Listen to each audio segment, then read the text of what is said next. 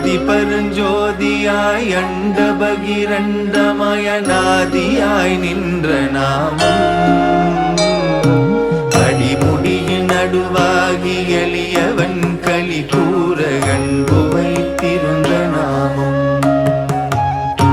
நீதி நெறியாகவே மணிபூரகந்தனில் நிலையாக நின்ற நாமம் நேசமுடனே கருட வாகனமிதேறியே நின்ற விளையாடு நாமம் வீதி வெளியாகவே உச்சிமலை மீதினில் விளக்கொளியில் நின்ற நாமம்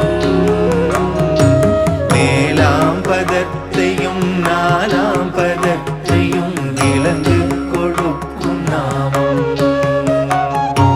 நாதாந்த பேரொழியதாகவே விளங்கிடும் நமோ நமோ என்ற நாமம்